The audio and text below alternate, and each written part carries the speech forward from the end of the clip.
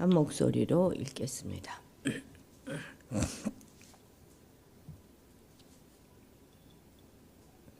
예수께서 12제자를 불러 모으사 모든 귀신을 제어하며 병을 고치는 능력과 권위를 주시고 하나님의 나라를 전파하며 앓는 자를 고치게 하려고 내보내시며 이르시되 여행을 위하여 아무것도 가지지 말라. 지팡이나 배낭이나 양식이나 돈이나 두벌옷을 가지지 말며 어느 집에 들어가든지 거기서 머물다가 거기서 떠나라. 누구든지 너희를 영접하지 아니하거든 그 성에서 떠날 때에 너희 발에 먼지를 떨어버려 그들에게 증거를 삼으라 하시니 제자들이 나가 각 마을에 두루 다니며 곳곳에 복음을 전하며 병을 고치더라. 분봉왕 헤롯이 이 모든 일을 듣고 심히 당황하니 이는 어떤 사람은 요한이 죽은 자 가운데서 살아났다고 하며 어떤 사람은 엘리야가 나타났다고도 하며 어떤 사람은 옛 선지자 한 사람이 다시 살아났다고도 함이라. 헤롯이 이르되 요한은 내가 목을 베었거늘 이제 이런 일이 들리니 이 사람은 누군가 하며 그를 보고자 하더라.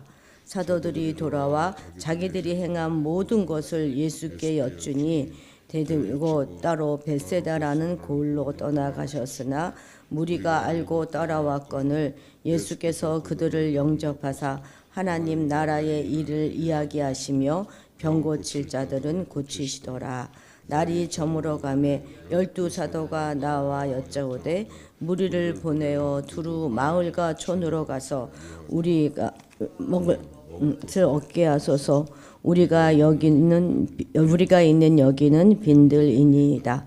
예수께서 이르시되 너희가 먹을 것을 주라 하시니 여짜오되 우리에게 떡 5개와 물고기 2마리밖에 없으니 이 모든 사람을 위하여 먹을 것을 사지 아니하고서는 할 수 없사옵나이다 하니 이는 남자가 한 5,000명이 되밀어라.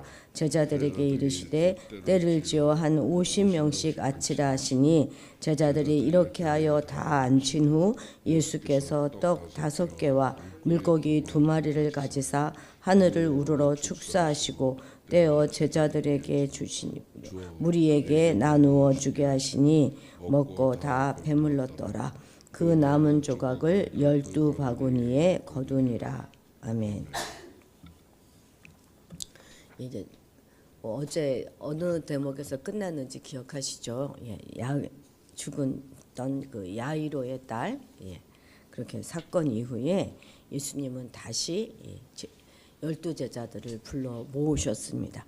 앞에 6장 12절에서 산에 오르셨을 때 12를 택하사 사도로 칭하고 구별하셨었잖아요.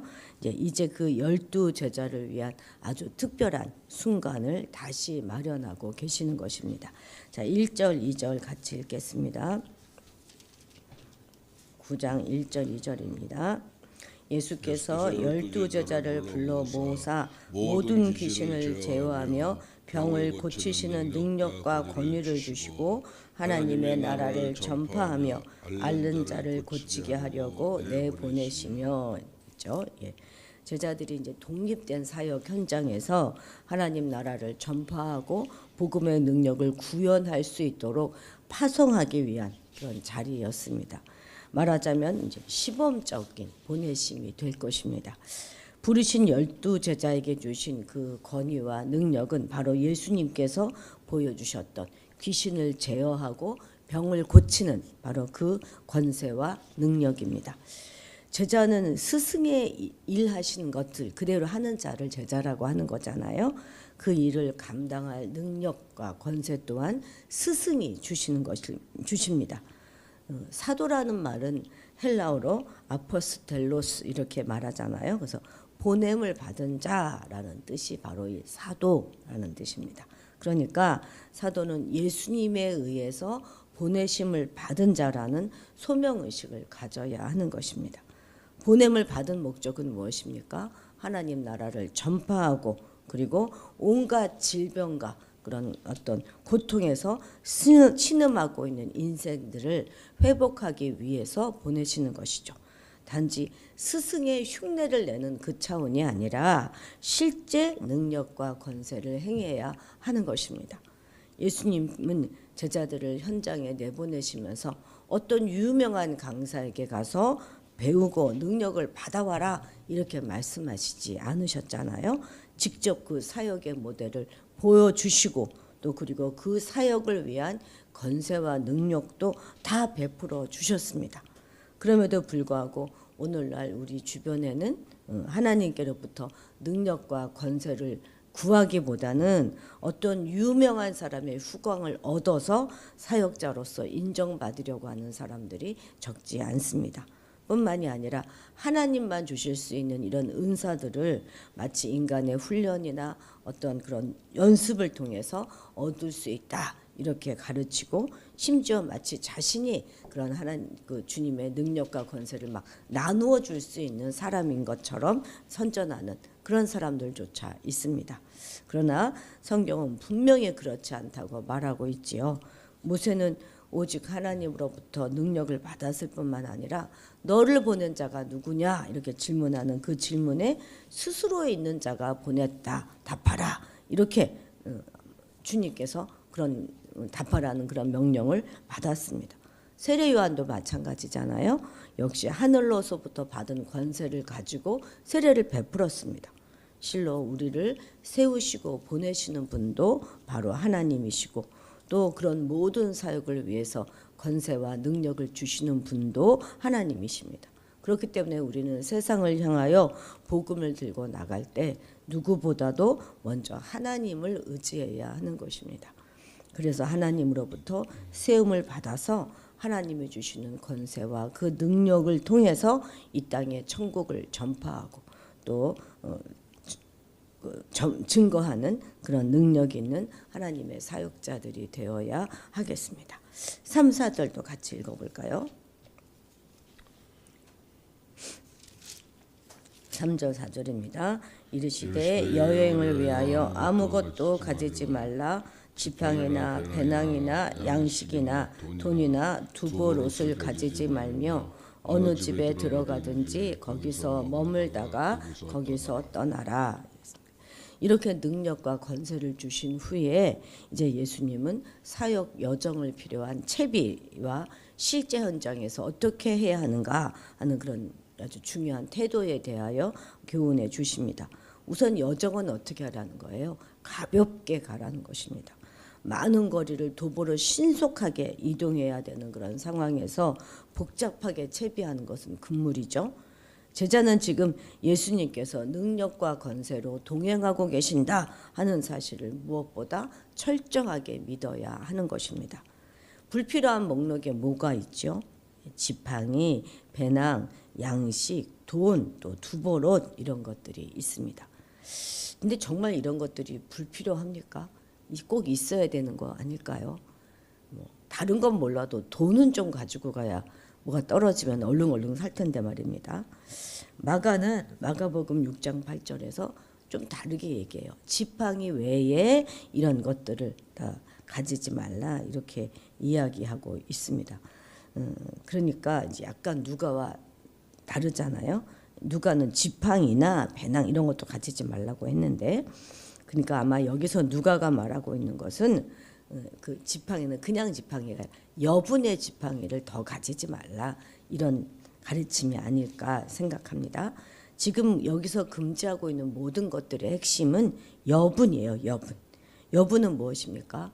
하나님께서 공급해 주신다는 믿음과 대조되는 것이죠.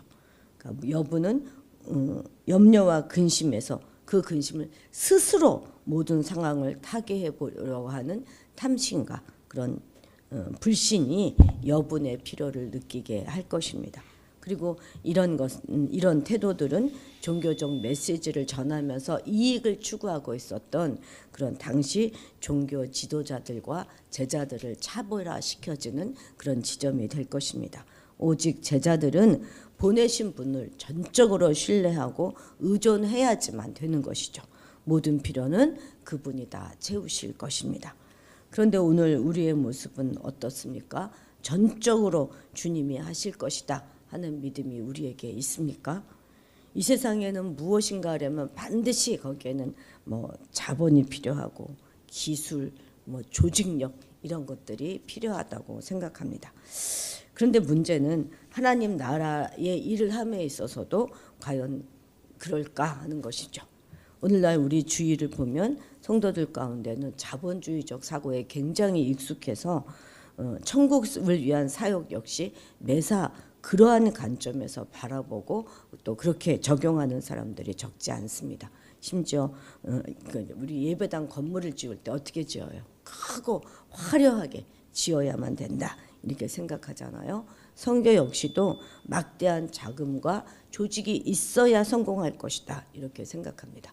그래서 심지어 어떤 선교사님들 가운데는 선교지로 떠날 때 막 엄청난 물품을 막 컨테이너에 싣고 그렇게 가고 또 선교 집회도 마치 무슨 정치 유세장처럼 화려하게 꾸미고 막대한 자금을 사용하여서 청중을 동원하는 그런 일도 있다는 이야기 듣게 됩니다. 그런데 오늘 본문에서는 예수님은 자신의 제자들을 선교 현장으로 보내면서 사역에 필요한 모든 권세와 능력을 충분히 공급해 주셨지만 이 땅의 모든 것들은 극도로 제한하셨다는 거예요. 모세도 달랑 지팡이 하나 들고 애굽으로 가지 않았습니까? 그러함에도 제자들의 사역은 매우 성공적이었고 그리고 또한 선교 보고에서 그들이 전도 여행 시 부족한 것은 아무것도 없었다 이렇게 증거합니다. 누가복음 22장 35절 한번 볼까요? 22장 35절입니다.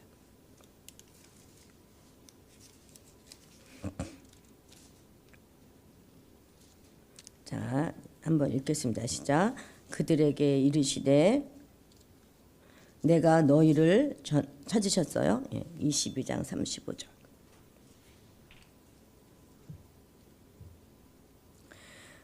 읽습니다. 그들에게 이르시되 내가 너희를 전대와 배낭과 신발도 없이 보내었을 때에 부족한 것이 있더냐 이르되 없었나이다 이렇게 되죠.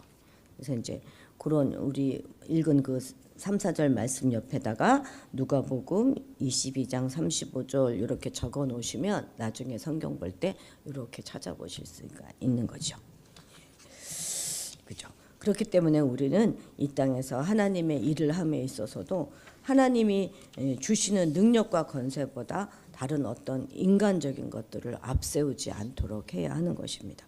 오직 하나님만 의지하고 하나님이 주시는 능력과 권세로 천국 사업을 이루어 가십시다. 우리의 싸움은 혈과 육에 대한 것이 아니고 영적인 싸움이고 또한 신령한 하나님 나라는 오직 신령한 은사를 통해서만 확장되어질 수 있습니다. 7절 같이 읽겠습니다. 분봉왕 헤롯이 이 모든 일을 듣고 심히 당황하니 이는 어떤 사람은 요한이 죽은 자 가운데서 살아났거도 하며 여기서 모든 일이라 뭘 말하는 것이겠습니까? 그리스도를 비롯하여서 그리스도께 보냄을 받은 제자들이 그런 전도사역한 것 그리고 그 가운데 나타났던 모든 능력 있는 일들을 말하는 것이겠죠. 요한을 죽인 사람이 누구입니까? 바로 이 헤롯입니다. 헤롯 안디바이죠.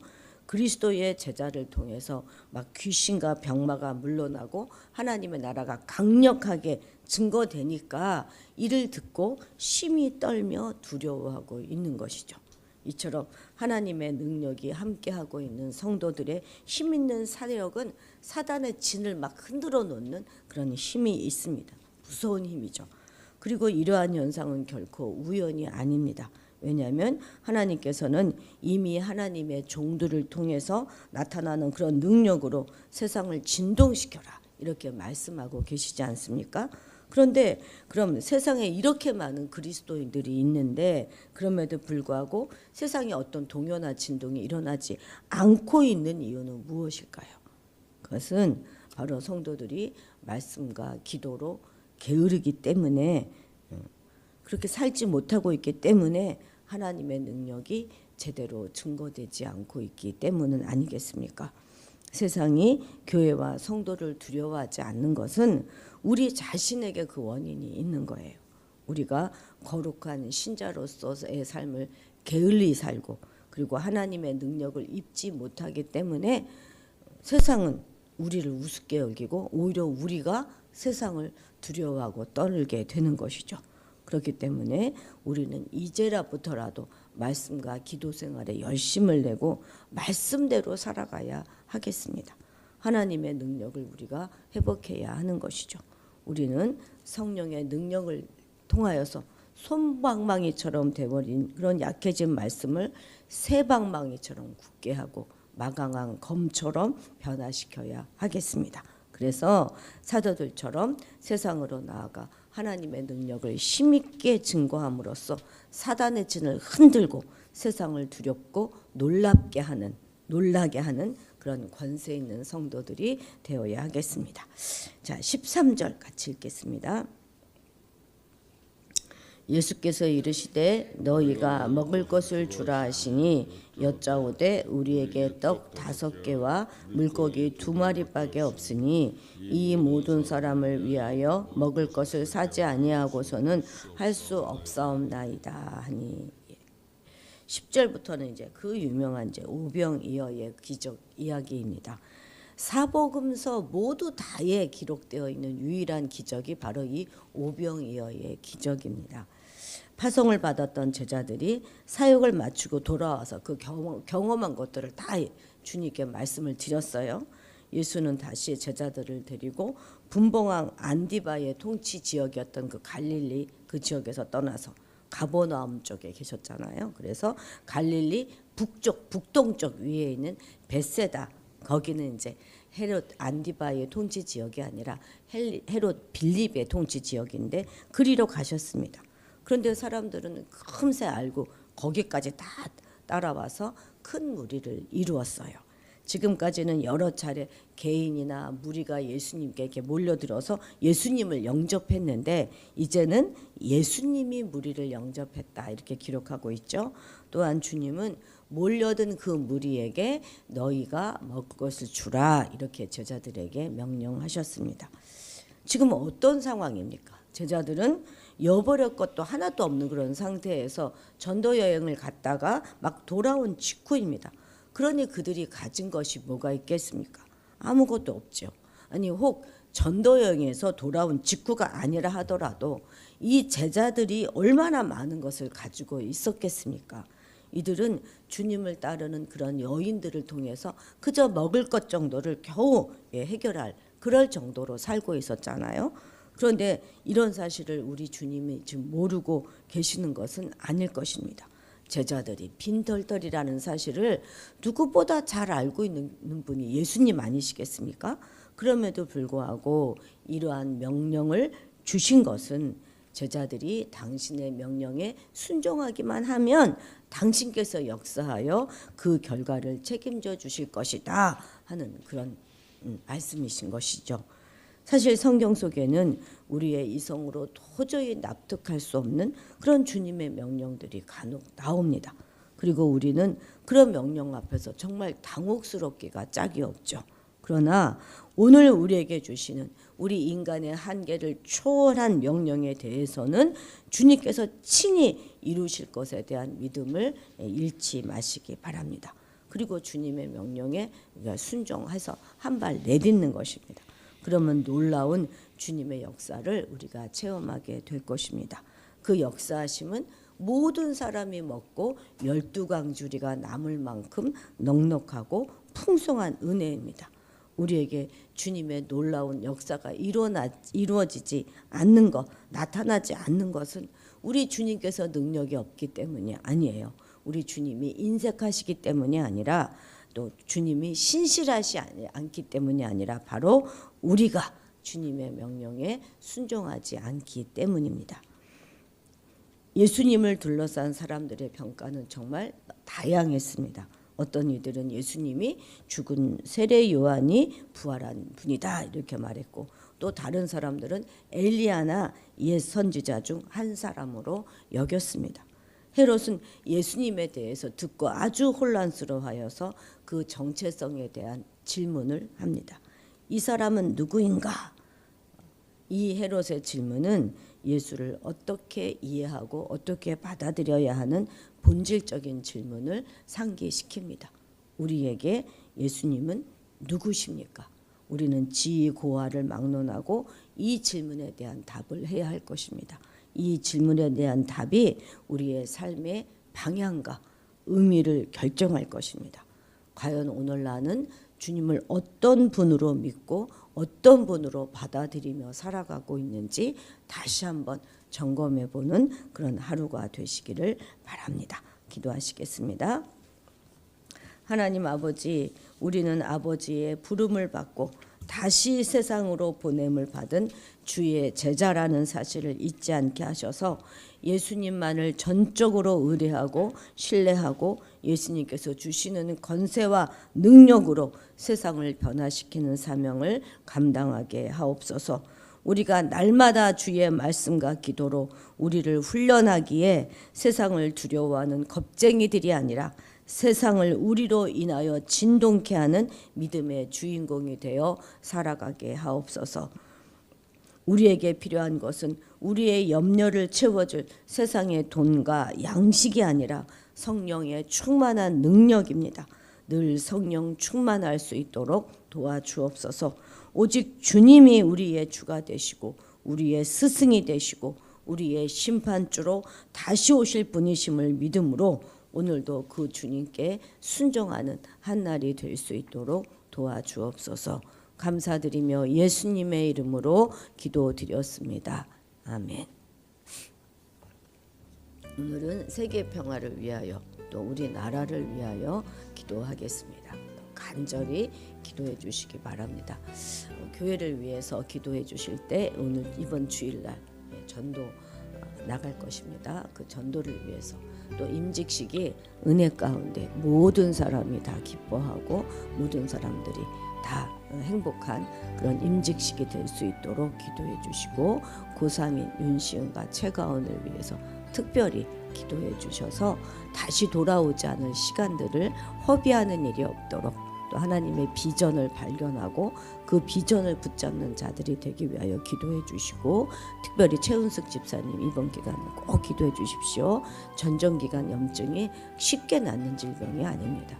그럼 어지럼증이 다 멈출 수 있도록 기도해 주시고 정지훈 내일 모레 금요일날 이제 수술입니다. 개복까지 해야 되는 수술이라 간단한 수술은 아닙니다. 젊은 사람이 이번 이 기회를 통해서 정확하게 내 생명의 주관자가 하나님 되심을 알게 해 주실 뿐만 아니라 수술도 잘 성공적으로 끝날 수 있도록 기도해 주시기 바랍니다. 또 가정의 복음화와 오늘 있을 수요 예배를 위해서도 더욱 간절히 기도해 주십시오. 우리 다 같이 주님의 이름을 크게 부르고 기도의 자리로 나아가도록